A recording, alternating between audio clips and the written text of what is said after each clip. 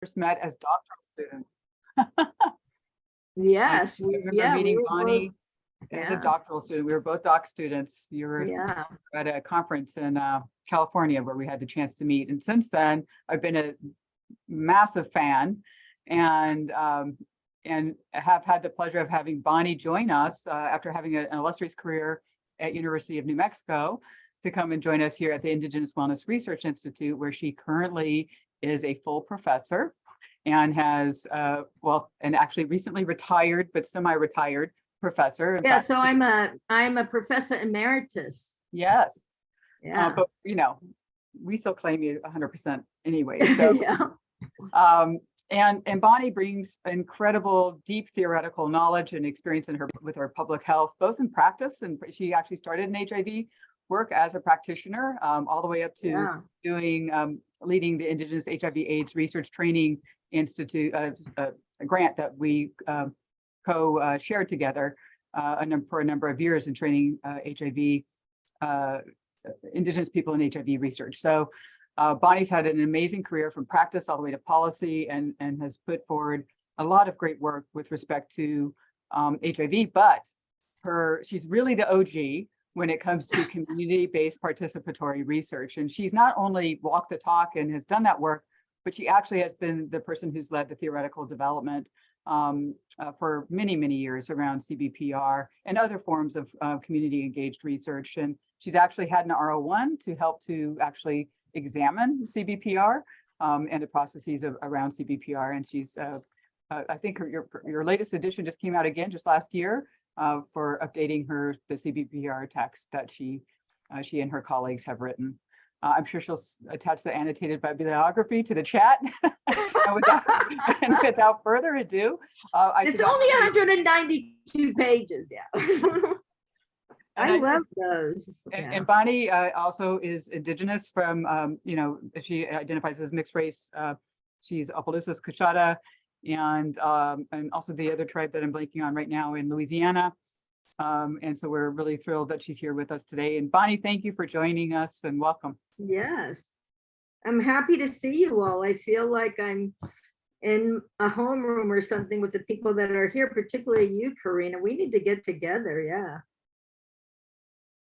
Yes, and so hello everyone. I'm going to talk about community-based participatory research, and I can share my screen and pull up my PowerPoint. Is that right? Yes, you should be able to share your screen. Yeah. Thank you, Marcus. Mm-hmm. Okay, here we go. I will share my screen.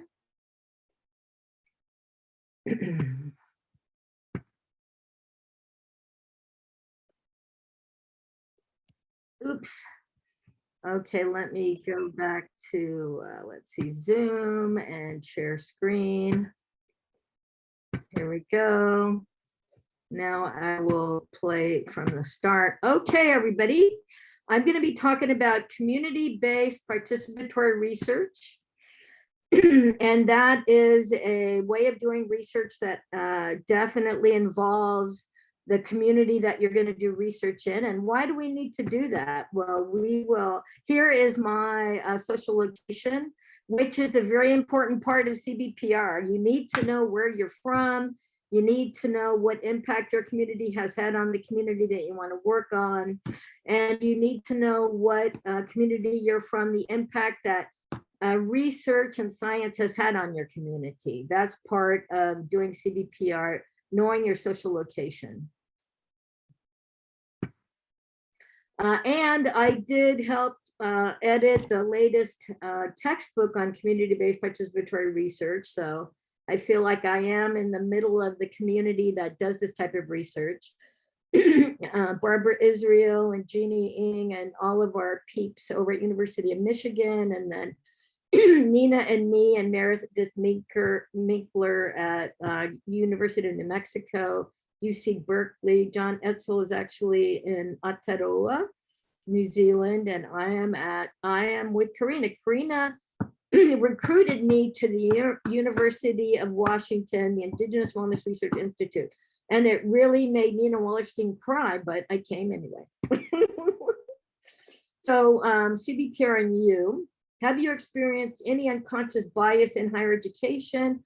What has been your experience working with historically marginalized or racialized groups? Are there any groups you hope to work with? And do you know the history of science in those groups? That is a social location and a deep understanding of your role in CBPR and your role in science. That's really important to know for authentic CBPR. And you can use that QR code. You know, I'm always giving people free resources. That QR code is to a social location exercise that you can do to further that. So what is community-based participatory research? It refers to a partnership approach to research that equitably involves community members, organizational reps, and researchers in all aspects of the research process. And please, you know, those of you who have done CBPR, if you want to chime in, please feel free to do that, because it will be a richer discussion. Another definition is a systematic inquiry with the participation of those affected by an issue for the purpose of education and action or affecting change. Yeah, you know, a lot of research is just to collect numbers, but CBPR is really about doing social change, social justice work, you know, within the issue that you're investigating. And, you know, there's really participatory research is an umbrella term, and there are ways of doing this in the larger research community that are less community engaged and less social justice and social change oriented, and those that are more social change oriented. And community-based participatory research really depends on who's doing it, but those of us who've been doing it from the beginning, I would say, are more on the social change, emancipatory research, participatory action research framework. I know everybody at Erie is doing that for sure. You know, we don't want to just collect data for our own careers. We want to collect data for social change to happen. Here's another spectrum of participation. Yes. And then what are the principles of CBPR? This is actually an important element of this. And this is the principles of CBPR are actually an instrument that's used in CBPR. We ask this question about whether this is true of the research that you're doing, of both our community partners and the academic partners.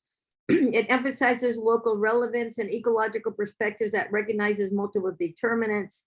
You know, it used to be that a lot of health problems that were experienced in indigenous and other historically marginalized groups were because we weren't civilized enough, but now we realize that there's multiple reasons why health disparities exist.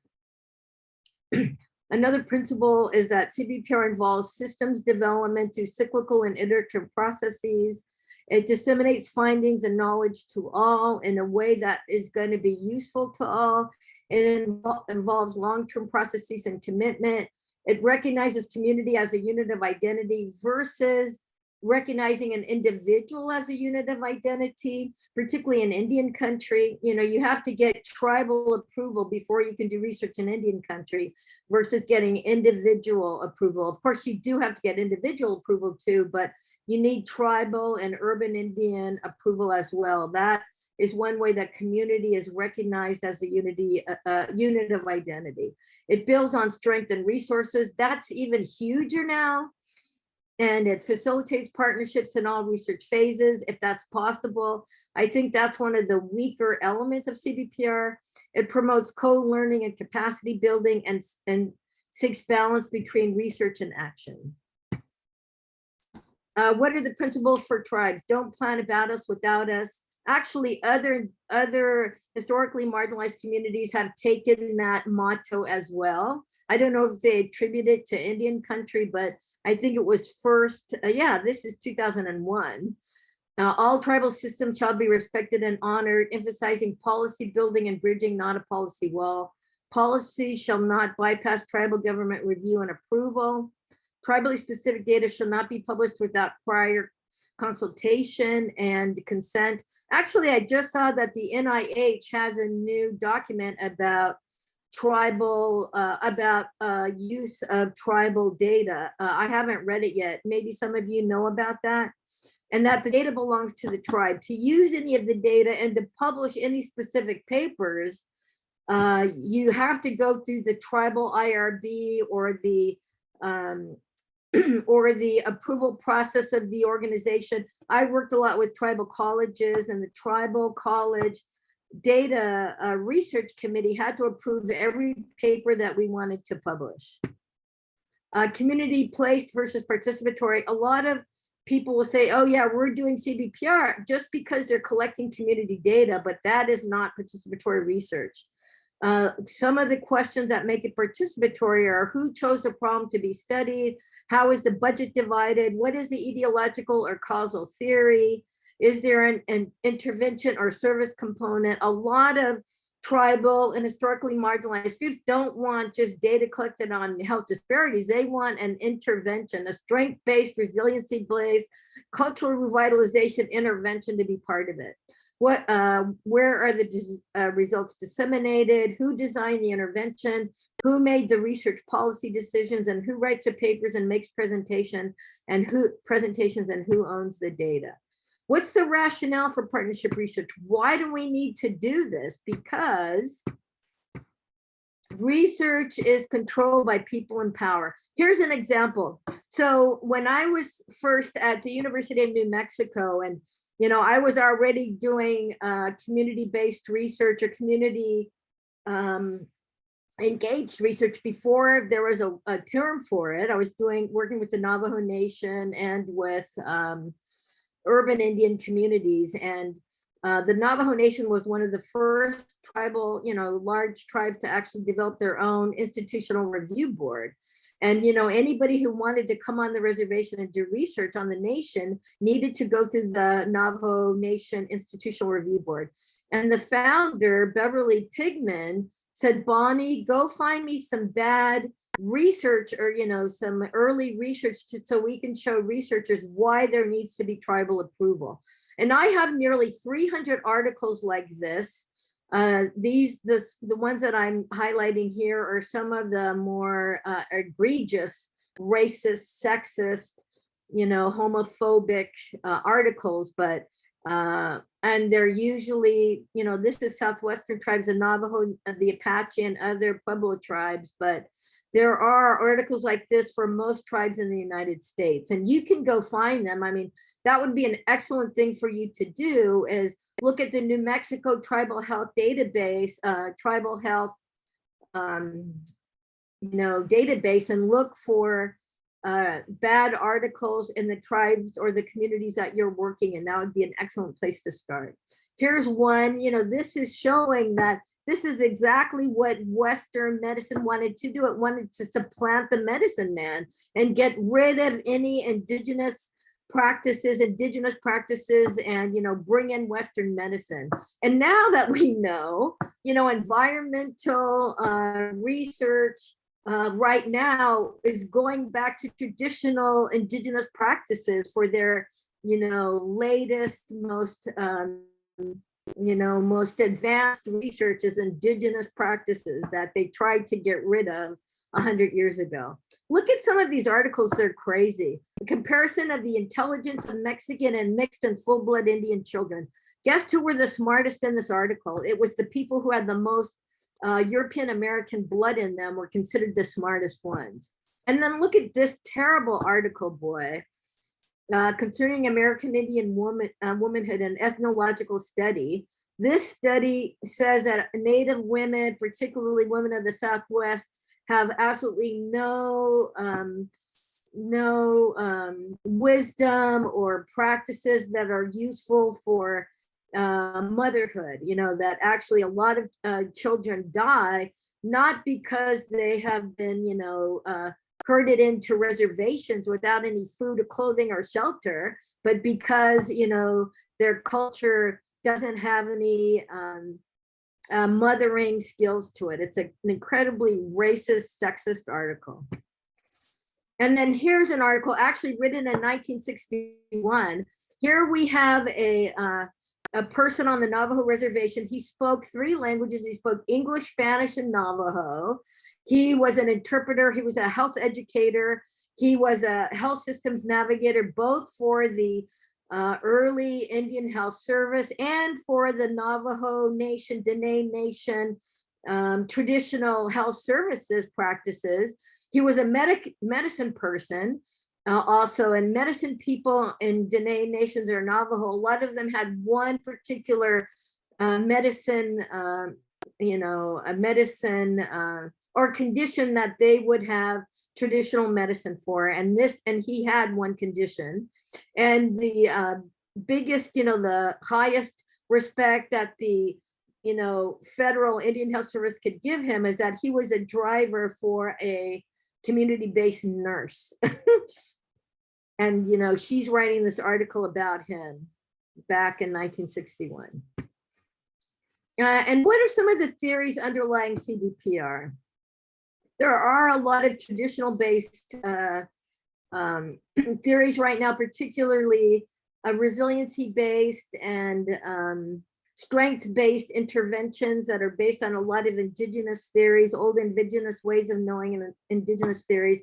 This is a list of some of the most radical theorists that were used at the very beginning of CBPR.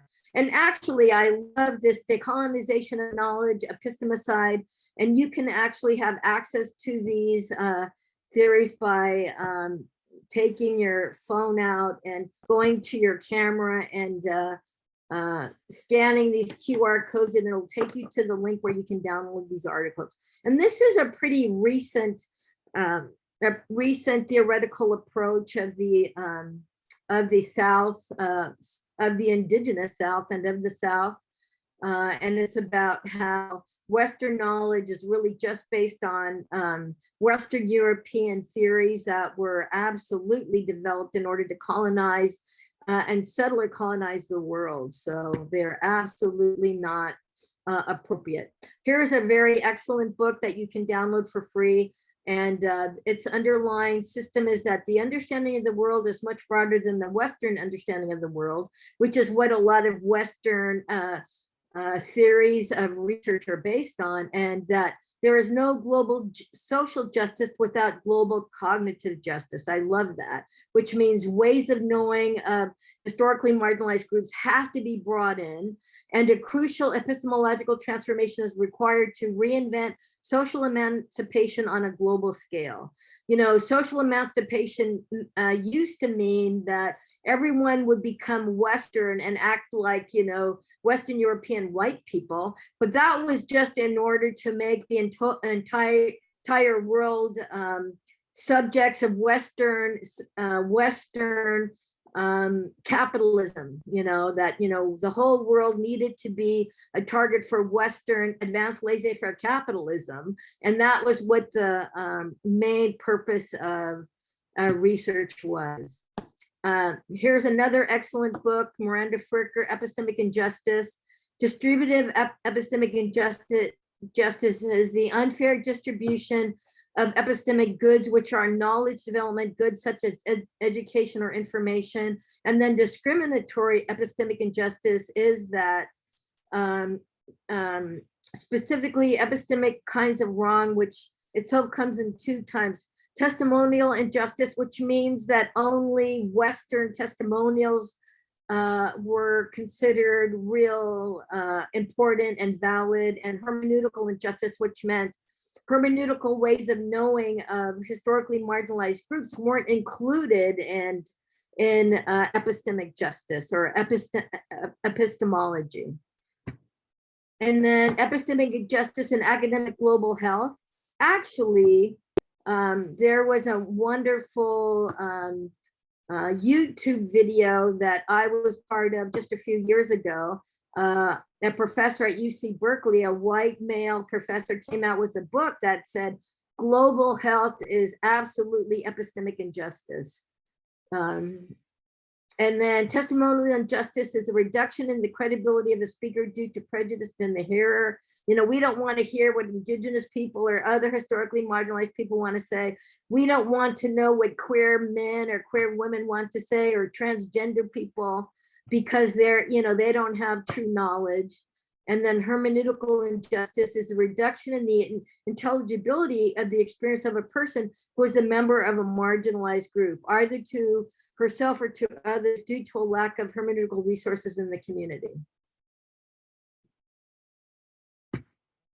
And here are some articles that I did, you know, that I did early on in my career. Me and Karina developed some articles, and just want to put them out there too. These are actually articles that we developed from the Navajo Nation HIV work. That was one of the very first researches I ever did. Navajo Nation asked me to come in and help them with HIV work. And these were, you know, Melvin Harrison was the director of an HIV, LGBTQ Navajo Nation organization.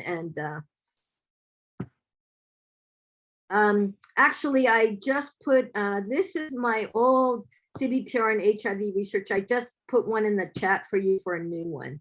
So these are the models. So I've worked with, you know, definitely communities of color and with the leaders of CBPR, and we've developed a model. And I love this, you know, models are idealized representations of reality that highlight some aspects and ignore others. And models, of course, are never true, but unfortunately, they can be useful. And you know who actually said this was our wonderful Linda Smith, our wonderful Ataroa Maori researcher, was one of the first that said, models are never totally true.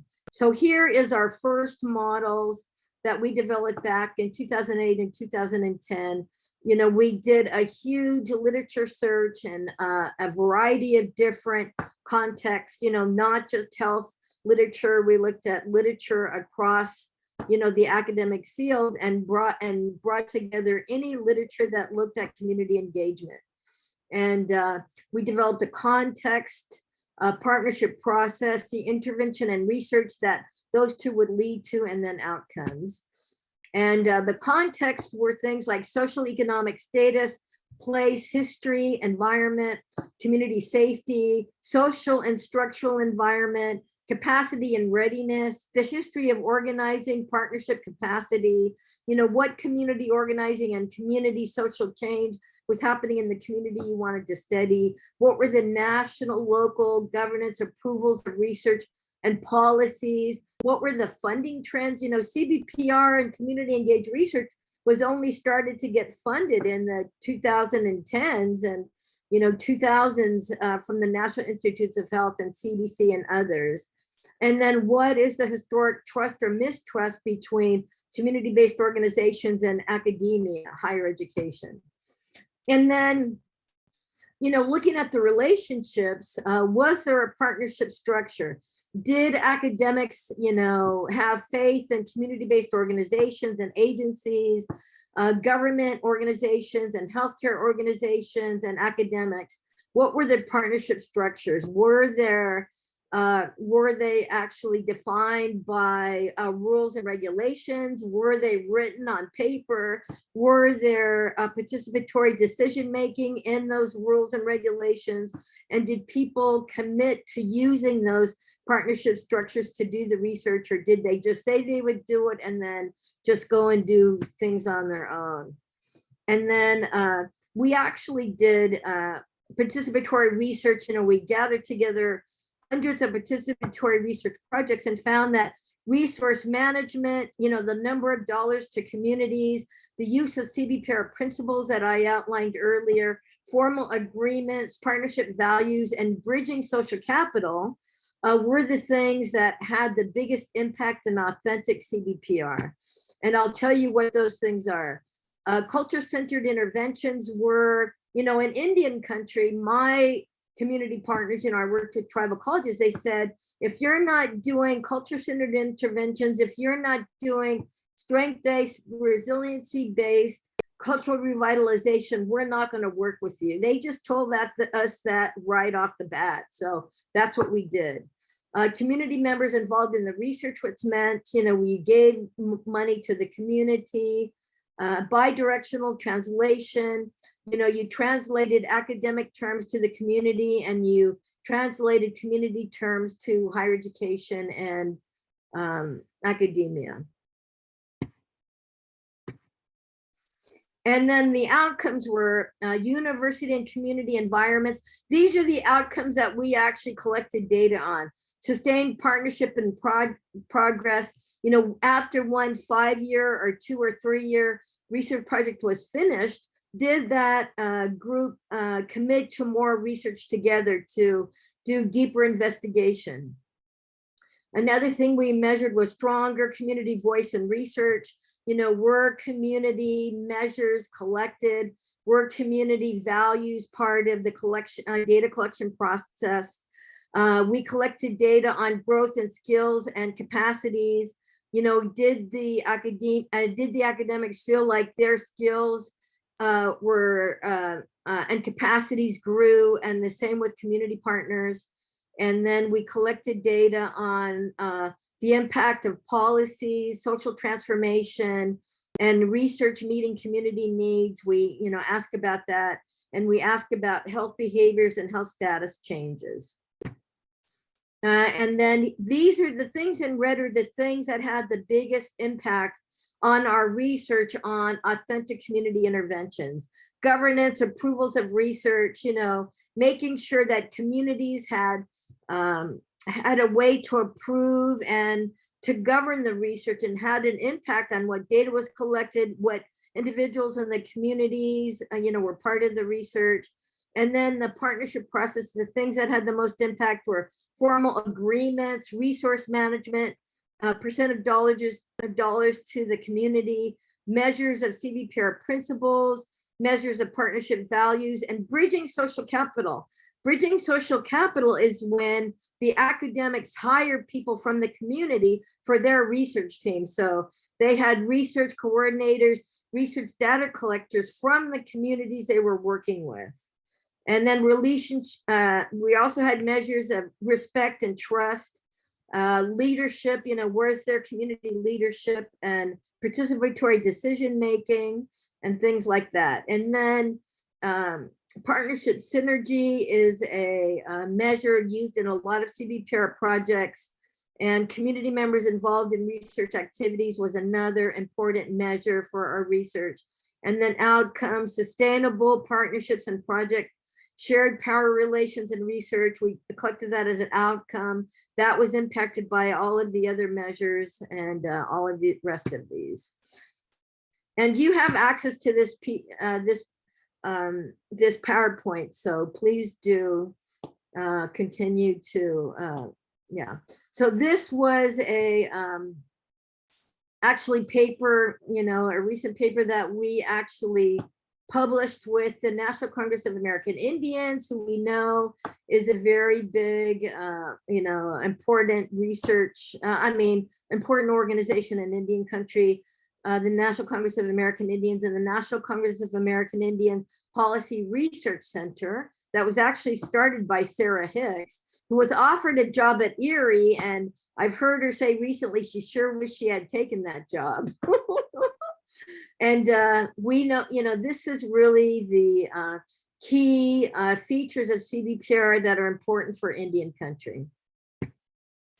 And here are developing and maintaining partnerships with communities. Here are things that you need to do. You need to do self-reflection on our own and our institutional based capacities, resources, and potential liabilities as health professionals and academics. Why are we trying to do this? We're trying to do this because we want to publish a lot of papers about the disparities and lack of health knowledge and, just the ignorance of these communities. Those are underlying unconscious biases of a lot of higher education people that need to be investigated. And these need to be investigated by anyone who wants to do CBPR. Cultural humility, There's actually a short, how much time do we have? There's actually a short video that you can watch just on cultural humility by my dear CBPR partner here. But we're not going to see that now. And more self-reflection, identifying potential partners and partnerships through appropriate networks, associations, and leaders. I tell people in my CBPR class, if you're not from the community you want to work with, you need to find the leaders on the local, regional, and national level of people working in health in the communities that you want to work with in order to get their buy-in and to get their advice about what should be researched. And I'm actually also, in addition to doing research, I'm also on the guiding board of Spirit Rock Meditation Center, which is one of the biggest mindfulness centers in the United States and the world. They brought mindfulness to the West. And I've been trying to convince them to have a community engagement office. They don't have a community engagement office. So, I feel like they're not taking advantage of the knowledge of people doing mental health interventions in all of the historically marginalized communities. All regional and national organizations should have an office of community engagement to engage with the people and learn from leaders of historically marginalized groups. Relationships, and we can have multiple relationship. Researchers can be insiders of the community, they can be outsiders, they can be allies, but knowing what an ally means is really important. They can just be insiders or just outsiders. They could be institutional, have institutional relationships, funders of organizations, or government funder. They could be parts of government agencies that are working with historically marginalized groups. Where does the research come in? Negotiating a research agenda based on a common framework on mechanisms for change. What does the local organization working with HIV and this historically marginalized group, what do they want to know about? What is important for them? What in their work that they're doing now do they not understand, or what do they want to know more about? And where does community assessment come in? Step up and step back. That's what academic researchers need to do, step up and step back both. And then using up, down, and peer mentoring and apprenticeship across the CBPR partnership. Even though I'm a full professor, I absolutely was mentored by people, by the tribal college presidents and the tribal college faculty that were on the tribal college research committee. They mentored me about what the most appropriate research to do and how to do it in tribal colleges. You have to put yourself in a mentoring and a mentorship position. You have to be able to listen authentically to the groups that you're working with, to the leadership of those groups. And then how is power used? Creating and nurturing structures to sustain partnerships through constituency building and organizational development, developing a community engagement office, informed capacity development, gifting, gifting is huge in Indian country. We gave all of the people of the Tribal College Research Committee, we all gave them blankets, third space, and universalizing their subjectivity. And then starting with ourselves, here are some basic questions about higher education, those working in higher education. How do we decolonize, deracialize, denationalize, and degender our inherited intellectual spaces? This is the epistemologies of the Global South perspective, the epistemologies of the Global South. How do we support the opening up of spaces for the flowering of epistemologies, ontologies, theories, methodologies, objects, and questions other than those that have long been hegemonic, in higher education, like, who's smarter, like some of those articles I showed you. Who are the smartest, full-blood indigenous people or mixed race indigenous people? That is a hegemonic question. You know, how do we open up those spaces for ways of thinking and theories that don't just include those epistemologies? How do we contribute to the building of new academic cultures and more widely new inclusive institutional cultures that generally respect and appreciate difference and diversity? You know, we often have a DEI office, but is that office really respected and, you know, used for research and for teaching? How do we become part of creating the new architecture of knowledge that allows co-construction of knowledge between intellectuals in academia and intellectuals located in community settings? Those are some of our questions. So that is my presentation, and I think we do have 20 minutes for Q&A. Karina, do you want to add anything to that? No, I think you've covered everything. It's been great. And I love the historical, you know, contextualization, and Yeah. let's open it up for some questions and some Yeah. thoughts and thinking about where to go next, especially with respect to HIV. Santino, what do you have to offer? You are one of the smartest. I mean, we should give him an honorary PhD right now. What do you think, Santino? What do you think is missing from this approach? Or is there anything that you want to emphasize? All right, I'm like at a coffee shop right now, so I don't know if you can hear all the background noise. No. I don't think there's anything I want to add or emphasize. I think that those, especially those two papers you presented by Grossvogel and by Tandon, I think they're really critical pieces to I think understanding epistemicide and justice. I think that those are really Yeah, important epistemicide, yeah. things. Yeah, it's important for some of the ethics related to CBPR. Yeah, there's actually an article that I discovered, you know, when Beverly Pigman, it was about the Nodale and Navajo culture, that the Nodale, which were transgender people, had an incredibly important role. They actually would name all of the newborn kids, you know, they had a highly— They still do. Yeah, they still do. Yeah. I mean, they still hold ceremonies and still yeah. practicing And, in you many know, communities. yeah, and you know, Western science tried to actually get rid of the Nodale and Navajo Dene culture for sure. Yeah. Also, Bonnie, I have a question, but in the canon of like CBPR as the methodology, like how many people would you say who contributed to its construction have been or are indigenous? And I guess like, you know, how do you think that's influenced the way CBPR has manifested as a methodology? So the first question was, how many people from historically marginalized communities have contributed to CBPR? Was that the question? I think just specifically from indigenous communities. Oh, from indigenous communities.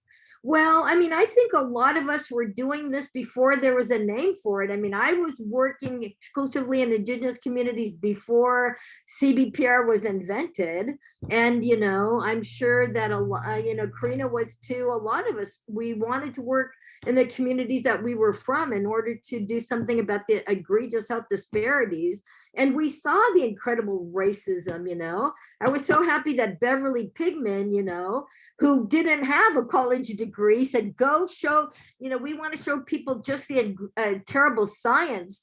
She knew about that, and the Navajo people knew about that, and that had a huge contribution to understanding why CBPR was essential and why, you know, indigenous communities, you know, had to have community approval before they would let people in. And I remember being at Dene Nation IRB meetings where, you know, I remember one particular time a woman doing, an academic doing breast cancer research came in, and, you know, she was not doing CBPR at all. And she presented to the IRB, you know, she wanted all of the data on women who had breast cancer on the Navajo Nation, and she wasn't doing CBPR.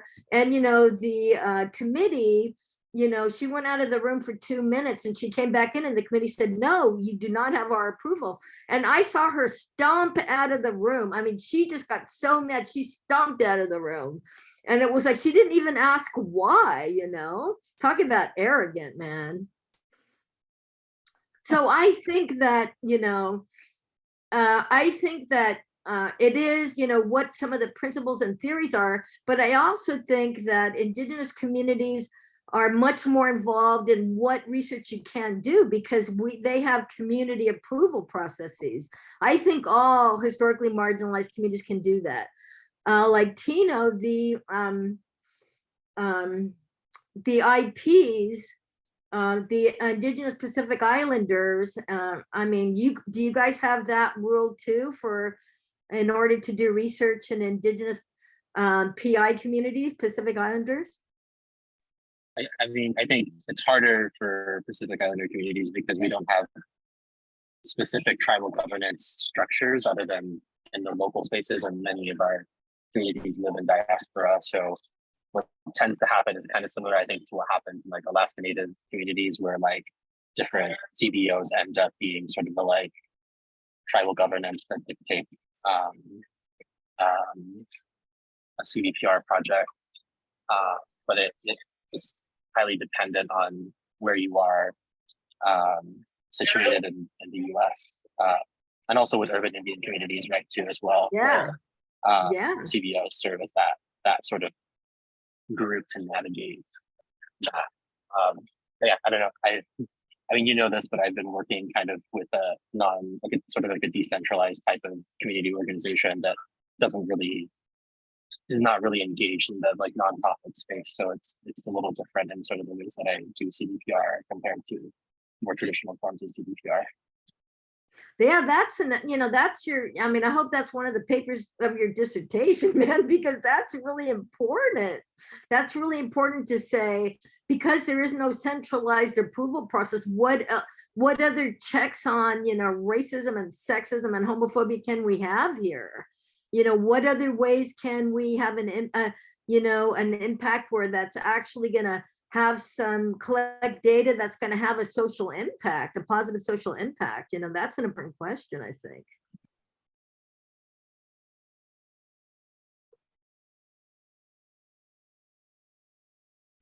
So Any Bonnie, other- yeah. we have like